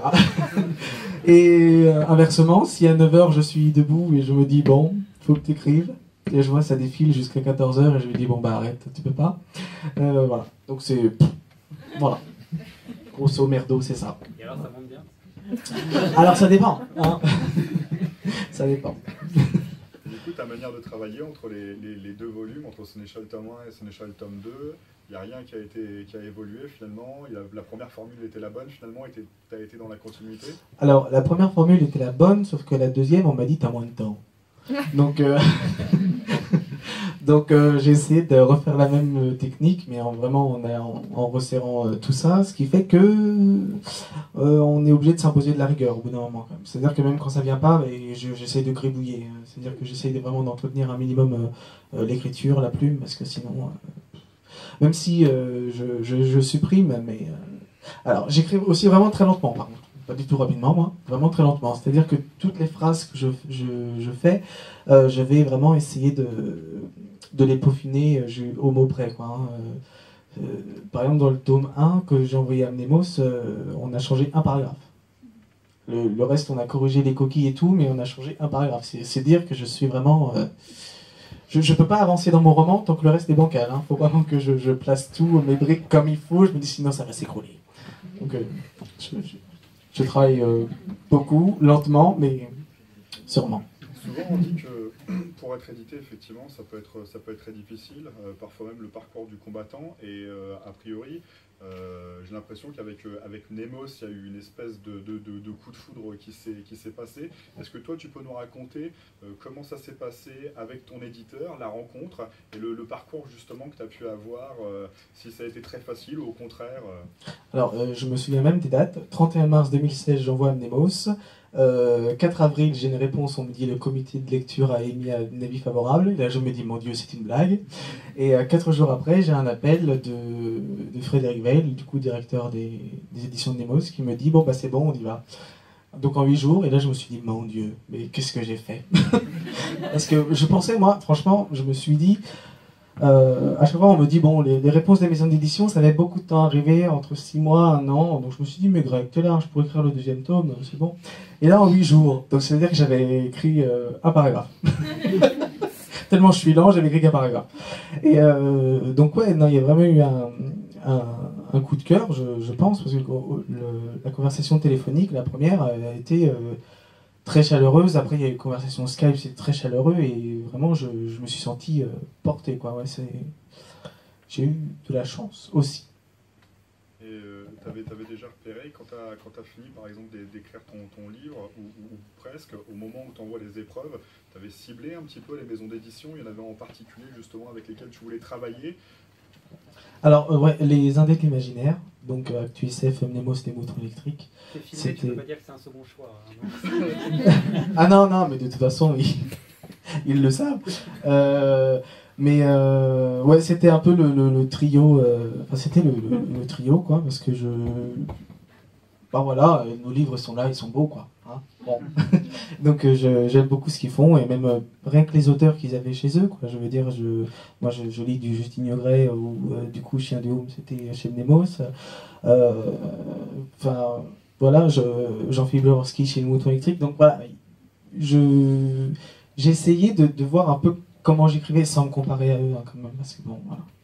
Mais et de voir si ça collait un peu avec leur ligne éditoriale ou quoi. Et donc c'est vers eux que je me suis tourné d'abord. Et justement, en parlant des éditeurs, est-ce qu'il y a des frustrations des fois? Est-ce que les éditeurs ils vous en font voir de toutes les couleurs? Comment ça se passe quand on vous demande par exemple de changer, de retravailler un passage que vous tenez à cœur et qu'on vous demande de... Alors c'est vrai que j'ai appris, il fallait pas être sentimental avec son texte. Hein. C'est-à-dire qu'à un moment, quand il faut couper, il faut couper. C'est-à-dire que on a dit qu'il fallait que ça fasse 640 000 signes, il ne faut pas que ça fasse 640 001. Donc, non, mais franchement, enfin moi en tout cas, Mnemos me donne vraiment... je fais comme je l'entends, et ensuite on revoit ensemble, mais ça, franchement ça va. Hein. Voilà. Et toi, Boris? Moi quoi? Alors, est-ce qu'il y a des difficultés des fois avec les éditeurs? Comment ça se passe quand on vous demande en tant qu'auteur de changer un passage ou de retravailler voilà, une partie du texte qui vous tenait à cœur? Est-ce que des fois il y a des conflits? Comment ça se passe Non, avec plus les... tellement. J'ai eu une fois ou deux ce problème-là de supprimer dans le roman Dépression. C'était Joël Houssin qui dirigeait la collection au Fleuve Noir à ce moment-là. Et il m'a demandé de supprimer une explication. Il dit c'est mieux de ne pas fournir l'explication. Donc, quand je voulais que le texte ne soit pas réduit, j'ai remplacé par autre chose. C'est une des rares fois où il y a eu quelque chose comme ça, mais sinon, non. Ce qui s'est passé, c'est que pendant des années, je recherchais des éditeurs, j'envoyais des manuscrits, et bon, des fois je tombais sur un banc. Et maintenant, c'est le contraire. On me demande des tas de trucs. Là, j'ai plein de bouquins d'avance à écrire. Et c'est une situation qui est presque plus chiante que quand on ne voulait pas de moi. C'est paradoxal. Et toi, Olivier? Voilà, moi j'ai plein de trucs à dire. Non, les éditeurs, ouais, c'est une histoire d'amour et de haine, toujours. Moi j'ai deux éditeurs qui fonctionnent complètement différemment. Je mets le masque de côté. Mais Rajo et Brajlon, en fait, Rajo, on s'est engueulé comme c'est pas possible sur tout ce qui est couverture. Voilà, par exemple, ouais, je vois qu'il y a des gens qui sont d'accord dans la salle. Mais le noir et ma couleur, on s'est engueulé. Enfin, j'ai quitté Rajo pour ça, en fait, parce que j'en avais marre sur les couvertures, les trucs. Donc tout ce qui était autour, sur l'objet livre, entre guillemets. Alors que Brajlon, en fait, on a été extrêmement musclé sur le texte, notamment sur le tome 2, parce que je travaille directement avec Stéphane, et d'ailleurs, ceux qui ont lu le tome 1 de La Main de l'Empereur, dans les remerciements, je mets pour Stéphane, qui est vraiment un gros emmerdeur, mais c'est à ça qu'on reconnaît les bons éditeurs, parce que on a une manière très franche, très virile d'aborder le texte. Elle me dit, écoute, ça c'est vraiment de la merde, dis c'est toi la merde. Enfin voilà, on est sur une relation très saine. Et puis bon, après on discute un petit peu, on boit un coup, et puis ça passe. Mais c'est bien parce que du coup ça me pousse dans mes retranchements, et je pense sincèrement que La Main de l'Empereur est un bon bouquin parce que justement j'ai été challengé sur pas mal de trucs. Et par contre, eux, typiquement, les couvertures, j'ai genre limite, j'ai eu le ROF, j'ai eu la colorisation, j'ai pu changer des trucs. Ce qui prouve que, alors je sais pas si vous aimez bien les couvertures de La Magie de Paris ou de La Main de l'Empereur, mais en tout cas, si vous les aimez pas, c'est ma faute. Alors que si vous aimez pas celle du noir et ma couleur, c'est pas ma faute. Je ne les aime pas non plus. Donc voilà, chaque éditeur a ses différentes méthodes, ses différentes manières. Et après, il y a aussi, faut être honnête, c'est qu'au fur et à mesure de notre carrière, on devient bancable, entre guillemets, c'est-à-dire que nos livres marchent ou marchent pas, mais si nos livres marchent, on peut se permettre d'avoir un rapport de force un peu meilleur avec un éditeur. C'est-à-dire que moi, au début, typiquement, mon tout premier roman, ils m'ont dit ça sera ça, tu fais telle correction, tu fais ça, etc. Et puis j'ai fermé ma gueule et j'ai fait ça, parce que je me disais, si jamais je dis oui, mais je trouve que ce mot n'est pas très bien, j'avais peur qu'ils me disent on ne publie pas. Enfin, et voilà. Alors que maintenant, aujourd'hui, je pense que je suis qualifié comme grande gueule et qu'ils espèrent tous que ça marche moins bien, puis qu'ils puissent se permettre de prendre de haut et de me dire de me taire. Voilà. On parlait du coup des... moi j'avais je vais partir sur autre chose. Les critiques. Sur effectivement, maintenant on sait qu'il y a tout un tas de sites communautaires où on parle des livres, il y a des notes, il y a maintenant aussi les booktubeurs, les booktubeuses, etc. Est-ce que quand il y a une parution, est-ce que c'est par exemple, toi tu vas y être sensible, tu vas être vigilant à ce qui se dit, à ce qui peut se dire, est-ce que c'est quelque chose qu'éventuellement tu vas prendre en compte, ou au contraire tu vas essayer de te préserver, tu vas regarder finalement ça de loin, comment toi tu l'appréhendes? Alors moi je suis un psychopathe. Et surtout en sortie de livre. C'est-à-dire qu'en fait, par exemple, je reprends l'exemple du Noir et ma couleur. Le Noir et ma couleur, je crois qu'il y a plus de 300-400 avis qui se baladent sur Internet. Donc aujourd'hui, quelqu'un qui me dirait c'est génial, enfin qui mettrait un avis en disant c'est génial ou c'est nul, quand c'est génial, ça fait plaisir. Quand c'est nul, ça fait pas plaisir. Mais je vais pas dire que je m'en fous, mais je sais globalement, entre guillemets, comment les gens ont reçu mon livre. Je sais à peu près... Par contre, à chaque fois qu'on sort un nouveau livre, en fait, en tant qu'écrivain, on remet finalement, on se remet à nu devant tout le monde. Donc au début, surtout au début, je dirais les 20, 30, 40 premiers retours que j'ai sont super importants pour moi. Et c'est le moment où en fait on a des pics d'adrénaline, où on passe de oh là là c'est génial, ça y est je suis le nouveau Jaworski, à mais qu'est-ce que j'ai pu écrire comme merde, personne ne va jamais me suivre sur ce truc là. Et ouais, c'est le côté cyclotimique, mais Et du coup, c'est vrai qu'au début, typiquement, là, par exemple, je vais vous le dire en toute honnêteté, sur les 3 derniers jours, vu qu'il est sorti hier, je tapais mon nom dans Google et je regardais, j'étais ah putain, une nouvelle critique, ah elle est bonne, ça va. Ah, elle est bonne, mais elle a l'air un peu mitigée quand même. Ah non, ça va, elle est bonne, ils disent quand même que c'est. Et je scrute limite chaque mot, parce que au début, on a vraiment ce côté un peu psychopathe de se dire bah, si ça se trouve, les gens vont pas aimer, si ça se trouve, j'ai perdu ce que les gens aimaient bien. Donc, ouais, au début, je le suis. Après, bah voilà, je donne un exemple, c'est que la Magie de Paris, ils ont fait un partenariat, en fait, qui fait que, je crois, une vingtaine de personnes l'ont vu en avant-première. Donc, j'ai déjà une vingtaine d'avis dessus. Donc, je sais comment le situer, et globalement, les avis étaient positifs, parce que c'est un super bouquin. Donc, ça va. La Malle d'Empereur, il y a du tome 2, il n'y a pas eu ce genre de partenariat parce que c'est un tome 2. Donc, j'ai 0 retour aujourd'hui. 0. Puisqu'il est sorti hier et que personne ne l'a encore lu entre hier et aujourd'hui. Donc, je suis tétanisé, parce que je me dis, si ça se trouve, je me suis planté, si ça se trouve, la fin ne va pas plaire, si ça se trouve, voilà. Donc, ouais, je suis sensible et effectivement, ce genre de choses. Après, par contre, intégrer les commentaires des gens dedans, non, parce que les gens ont tous des avis différents. C'est-à-dire que sur le Noir et ma couleur, typiquement, donc il y a 5 tomes, et il y a le tome 2 qui divise un peu les gens, parce que le tome 2, il y a moins d'action, plus de romance. Et alors j'ai des 5 étoiles, diamants, genre oh c'était génial, j'ai adoré, ils se sont rapprochés, c'était trop mignon, etc. Et j'ai des 3 étoiles ou bronze ou je sais pas quoi, etc. Du genre ah ben j'aimais bien la série, mais là ce tome là je trouve qu'il s'est pas passé grand chose.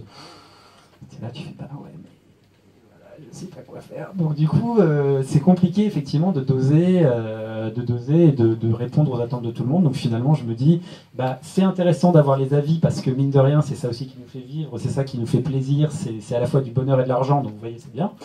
Mais par contre j'en tiens pas compte tout simplement, enfin sauf si tout le monde est dans la même direction, mais très souvent les gens tirent à U et à dia. Et bah, c'est un peu comme les oppositions à la loi travail ou au machin comme ça, etc. C'est-à-dire que vous voyez des gens qui trouvent que ça va pas assez loin et des gens qui vont trouver que ça va trop loin. Bah là c'est la même chose, à chaque fois que j'ai des critiques c'est soit pas assez loin, soit trop loin. Donc, ouais. Ouais, Brice, c'est quelque chose que tu regardes ou pas du tout? J'aimerais autant pas regarder, mais bon, je regarde quand même. La plupart sont des bonnes critiques, mais il arrive que ce soit moins bon et ça m'énerve. Ça m'énerve parce que ils sont souvent à côté de la plaque. Ils reprochent des choses que non, je suis pas d'accord, puis on peut pas répondre, c'est pas facile. Donc je passe. De toute façon, souvent je suis sur un autre livre, tout, donc oublions ça, et puis voilà, c'est pas grave. Ouais, donc finalement, uniquement de loin, ouais, il y a une certaine distance par rapport à ça. Oui, voilà, ouais. Toi, Grégory, comme c'était du coup là, ton premier roman, Sénéchal, t'as fait voilà, vraiment attention ou au contraire Alors oui, j'ai fait très attention, oui. Et après, on m'a dit une phrase que j'ai beaucoup aimée, c'est un avis c'est comme un trou du cul, tout le monde en a un. Et avec ça, j'ai relativisé.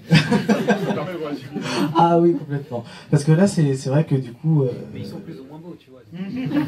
C'est ça.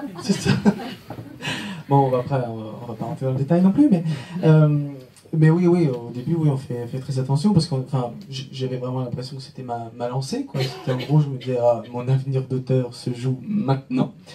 Et du coup, bon, bah, c'était bon, hein. Enfin, les premières critiques ont été bonnes, après d'autres plus mitigées, mais bon, voilà, c'est les goûts et les couleurs.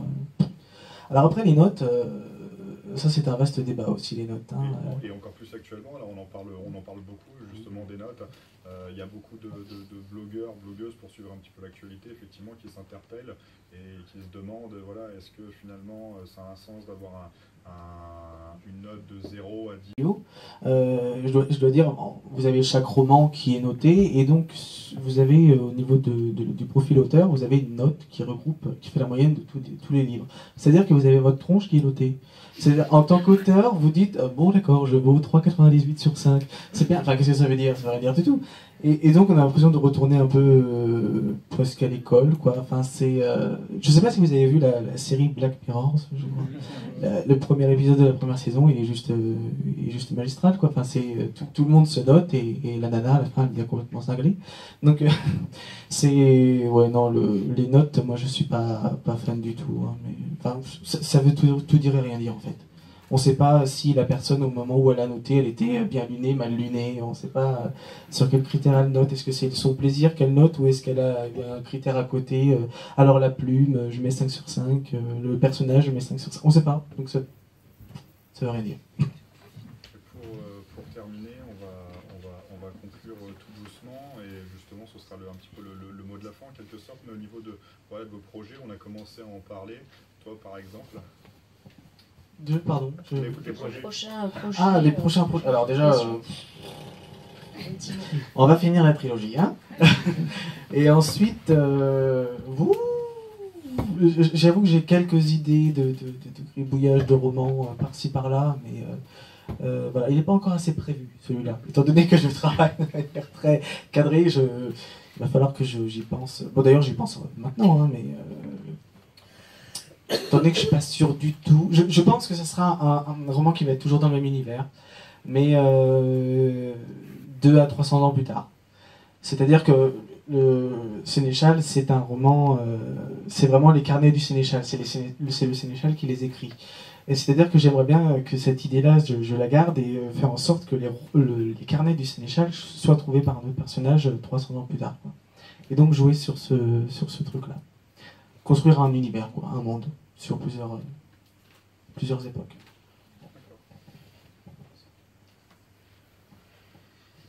On a commencé à en parler.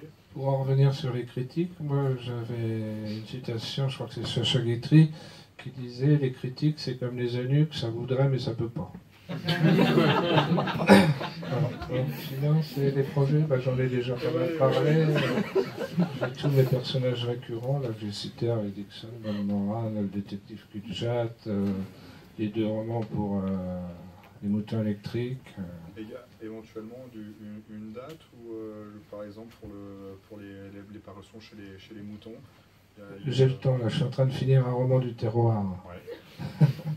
Pour diversifier encore, j'en ai jamais fait. Donc je finis le roman du terroir, après j'attaque la fantaisie maritime. Donc ça devrait être... ce sera une parution fin 2018.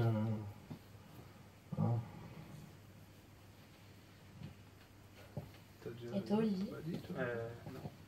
Moi aussi, pareil, juste un petit aparté sur les notes, mais c'est vrai que typiquement sur un de mes romans, je me retrouve parce qu'on regarde aussi les sites genre Amazon, je suis désolé, mais forcément il y a des notes, on regarde aussi. Et première note, 5 étoiles. Génial. Je lis le commentaire, merci Amazon, arrivé en très bon état. Voilà. Donc, et encore j'ai eu de la chance parce qu'il y en a c'est l'inverse, c'est-à-dire ils ont 1 sur 5 avec incroyable, la couverture était cassée. Tu sais, oui. Ouais. Et alors pour mes projets, donc là déjà il y a 2 romans qui viennent de sortir hier, hein, quand même. Il y a le tome 2 de La Magie de Paris qui sort en février, le tome 3 de La Magie de Paris pendant que j'y suis qui sort en juin, enfin pour les Imaginales fin mai. J'ai une série pour les plus jeunes en fait, pour les 8-10 ans, parce que je me suis dit à force d'écrire des trucs genre Troll, Skylanders, etc. Avec des licences, autant écrire mes propres romans. Donc il va s'appeler Les Gardiens de la Comète, il y en a 2 qui sortent en février. Un groupe de 4 garçons en fait, avec une fille qui est tombée des étoiles, 2 garçons, 2 filles, une fille qui est tombée des étoiles de la comète. Et donc les 4 vont se retrouver avec des pouvoirs. En fait, tout ce qu'ils savent faire va être accentué pour être capable de la défendre. C'est-à-dire que dedans, il y a un garçon sportif qui va devenir une sorte d'Hulk, un garçon qui est très effacé, qui veut devenir mangaka plus tard, etc., qui se rend compte que ses dessins peuvent prendre vie, une fille qui est très bricoleuse, très scientifique, etc., qui se rend compte qu'en gros, elle devient MacGyver. Et la dernière fille, en fait, qui fait pas partie de leur groupe, mais qui est la fille du maire de la ville et qui s'est retrouvée là par hasard et qui a toujours été une fille super populaire, qui se rend compte qu'en fait, elle arrive à influencer les émotions des gens. Et grâce à ces capacités-là, en fait, ils vont défendre la fille des étoiles. Donc voilà, ça s'appelle Les Gardiens de la Comète, ça sort en février 2 tomes et ensuite un tous les 3 mois. Et puis moi j'aime bien écrire dans cet univers où il y a La Main de l'Empereur, les épées de glace. Donc du coup là on est en train de faire une suite, enfin pas une suite mais un roman qui se passe en fait juste après les épées de glace, mais plus du tout avec les mêmes personnages. Où en fait pour ceux qui ont lu les épées de glace, vous savez pourquoi, mais en gros les barbares envahissent par le nord. On va suivre l'histoire d'un gigolo qui un Fitz, pour ceux qui ont lu Fitz, hein, en gros, qui en fait était à Carnogel, qui est une ville dans le nord, en fait, qui voit arriver les barbares et qui fuit en fait avec 3 de ses copines sous le bras.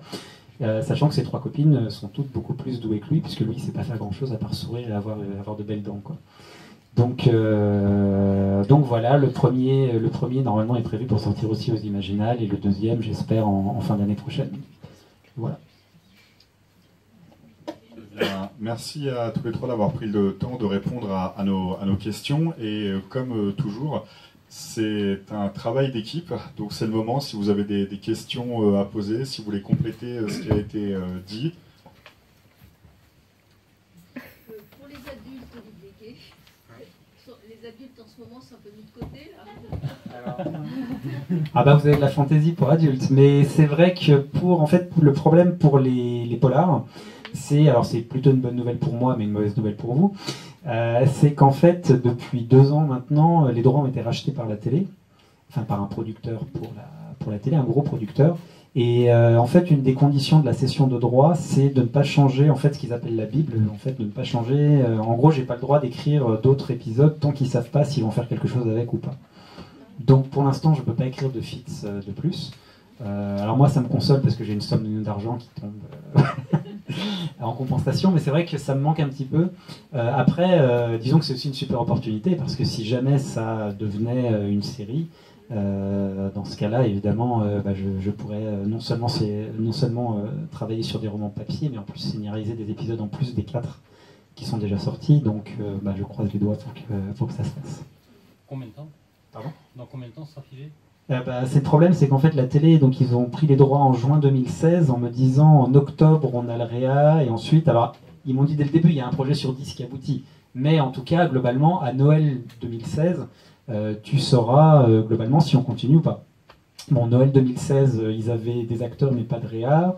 Ensuite, ils ont décidé de lancer ils ont décidé d'embaucher une scénariste mais qui ne faisait pas l'affaire, donc ils ont embauché une autre scénariste. Enfin bref, ça a avancé. Donc je ne peux pas dire. Tout ce que je sais, c'est que je me dis, chaque année je touche de l'argent, donc tant mieux. Mais effectivement, j'aimerais bien que ça se débloque d'une manière ou d'une autre. Après, c'est vrai que pour l'instant, l'avantage, c'est que ça me permet de travailler entre guillemets sur d'autres projets, parce que forcément, si j'écris un feat, ça veut dire que j'écris pas sur d'autres. Mais je comprends parce que tu es pas la première à me le dire. Bah ouais, je sais. Mais c'est vrai que, en plus, c'est pire que ça. C'est pour vous dire la condition d'écrivain dans l'absolu, c'est que donc la série Fit, c'est un des premiers trucs que j'ai écrit. Donc j'ai signé mes contrats sans trop les lire. Mais de toute façon, même maintenant, je l'aurais quand même signé. Mais les droits audiovisuels, c'est mon éditeur qui les possède. Donc ça veut dire qu'en fait, j'ai pas mon mot à dire. C'est lui qui les cède tous les ans. Donc je peux même pas dire, enfin, sauf à faire une scène auprès de mon éditeur, je peux même pas dire j'ai envie qu'ils arrêtent parce que j'ai envie de continuer Fit. C'est l'éditeur qui a le choix de dire est-ce que j'arrête ou est-ce que je continue avec la télé, en fait. Voilà. Après, encore une fois, je me plains pas. Il y a plein d'auteurs qui rêveraient que leur roman soit optionné ou adapté. Donc c'est une bonne nouvelle sur le principe. Mais c'est vrai qu'effectivement, ça me bloque sur l'écriture d'un 5e Fit. C'est dommage, j'avais le scénario. Fit en prison.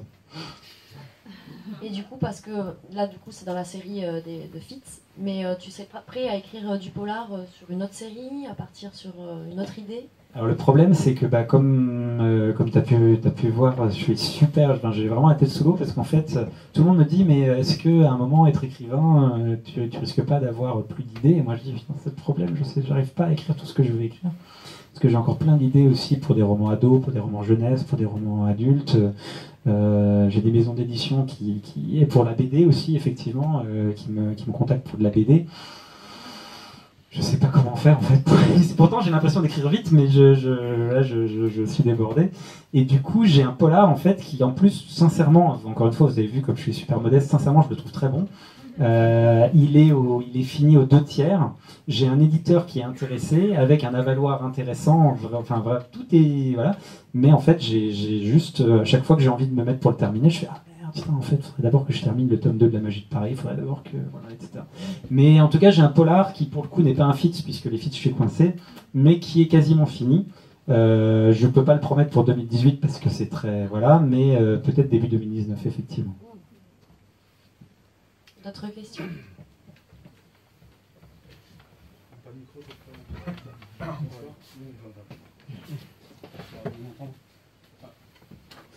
Oui, bonsoir.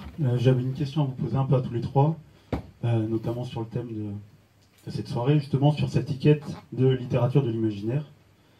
Et en fait, je voulais vous demander si, notamment Olivier et Brice, parce que vous écrivez dans plusieurs styles, mais et vous aussi, parce que c'est pas parce que vous en êtes qu'au premier que vous n'êtes pas forcément écrit dans plusieurs.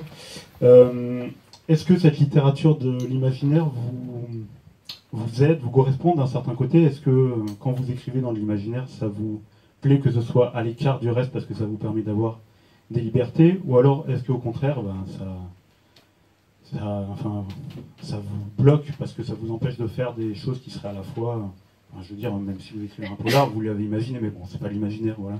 Donc est-ce que c'est un frein ou est-ce que c'est une aide quand vous écrivez dans ce style-là?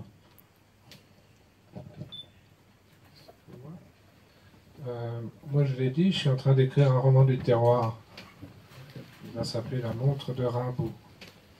Donc, quand j'ai envie de changer, et j'ai souvent envie de changer, je change de genre, mais tout me plaît. Et j'écris de la même façon le roman du terroir, que j'écris Pierre Fand, que tout ce que j'écris, je l'écris de la même façon, avec la même envie. Ça pose aucun problème. Et même pas avec les éditeurs, il n'y a jamais des œuvres que les gens vont considérer à ces trois mi-chemins entre l'imaginaire et quelque chose, il faudrait pousser plus d'un côté, le ramener plus de l'autre, c'est jamais non.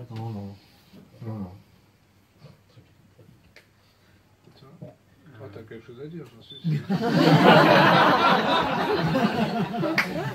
Ah, c'est cruel, c'est cruel. Non, non c'est effectivement, comme on a pu le voir, et c'est ce que disait Brice, c'est qu'en fait on a tellement de projets finalement en cours que du coup on se focalise sur ceux qui nous intéressent le plus. Et donc c'est vrai qu'aujourd'hui par exemple j'ai envie d'avoir cette fameuse suite dont je parlais chez Brajlon. Et puis aujourd'hui, il se trouve que même financièrement, globalement, je sais qu'à peu près en termes de vente, d'avaloir, parce que ça compte aussi pour les écrivains, forcément, parce que quand on vit de ça, je me retrouve à peu près, alors le polar plus, mais sinon je me retrouve à peu près dans les mêmes eaux, quel que soit à peu près ce que je fais, quoi, à plus ou moins 2 capis près, quoi. Donc du coup, il y a ce côté-là qui fait que les projets, je les choisis en fonction de ce qui me plaît. Après, le problème, c'est qu'en fait, moi, je suis passionné de... Moi, je trouve que les cycles, c'est intéressant. Donc, par exemple, La Magie de Paris, 4 tomes. Moi, j'aime bien faire 3 tomes, 4 tomes, 5 tomes. J'aime pas les one-shots. Mais ça, c'est au début. C'est-à-dire qu'en fait, j'écris La Magie de Paris, je fais « je vais mettre plein de trucs dedans, etc. Je veux faire un... » Sauf que maintenant, il faut que j'écrive les 3 suivants. C'est le problème. Donc, du coup, je suis coincé. Alors, ça va, j'aime beaucoup, mais je veux dire, je suis coincé avec La Magie de Paris, alors que je pourrais avoir d'autres idées, d'autres trucs que j'aurais envie de développer. Ouais. Ça va, j'étais court? Oui, parfait. Moi, je voulais juste te dire que je pense que les étiquettes sont vraiment faites alors pour le libraire, pour le lecteur, pour l'éditeur. Mais l'auteur, je pense qu'au début, quand il commence son roman, il n'en sait rien. S'il va écrire quelque chose de...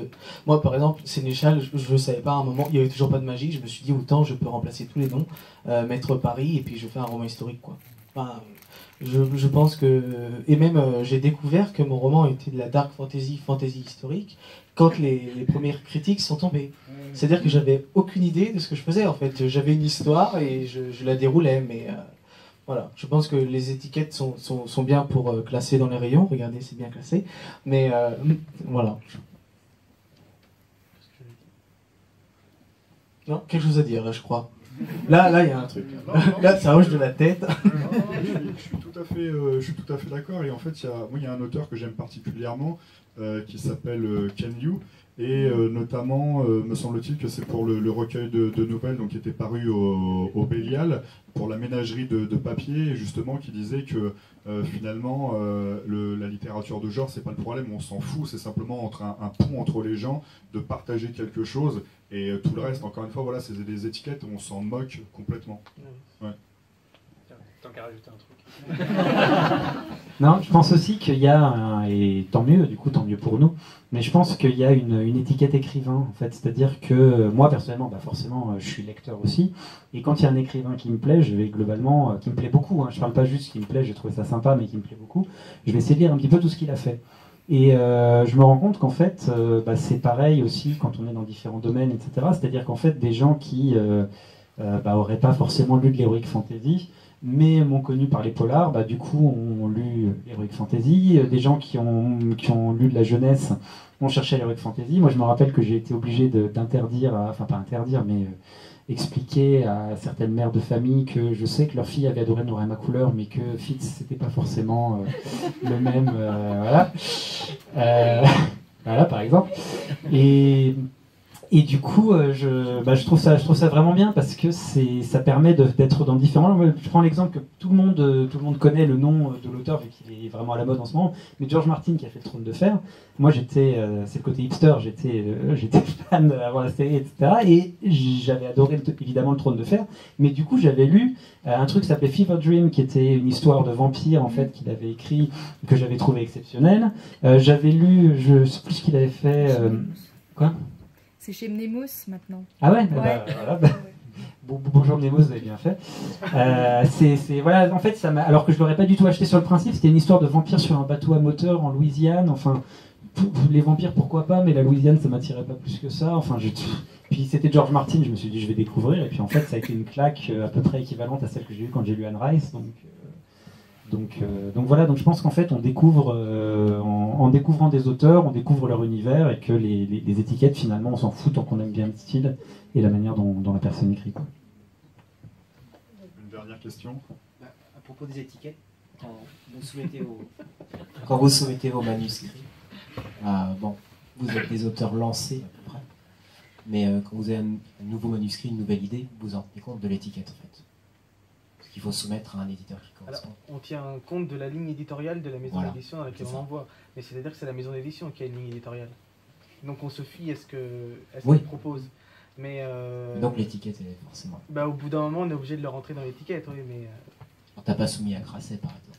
Non. Alors, on voulait vendre des livres aussi. Oui.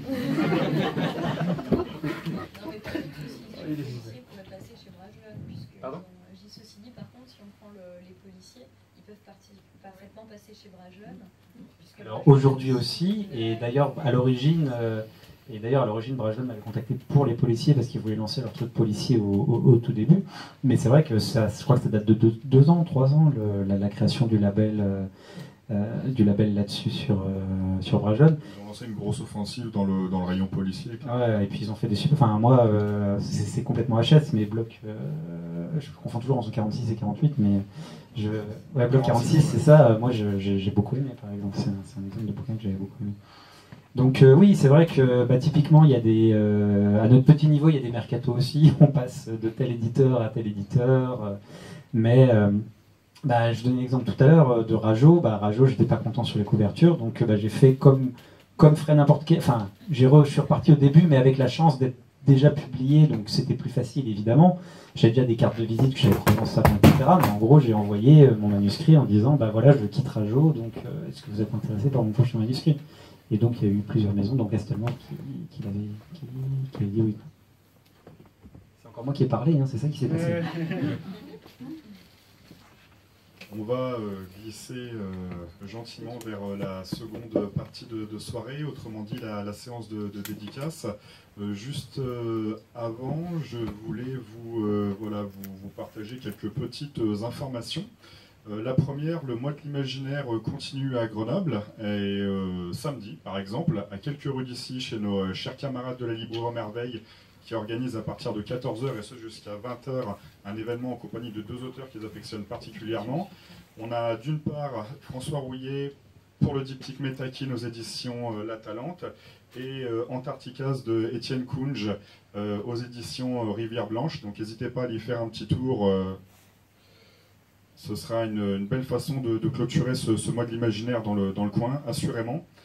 Deuxième petite chose, je ne me suis pas entretenu avec cette personne, donc je ne vais pas dévoiler son identité puisque je n'ai pas son accord, mais nous avons quelqu'un qui vient régulièrement à nos soirées et qui nous fait toujours de super comptes rendus sur son blog. Ce blog s'appelle la bibliothèque d'Aelinel, elle fait toujours un super travail.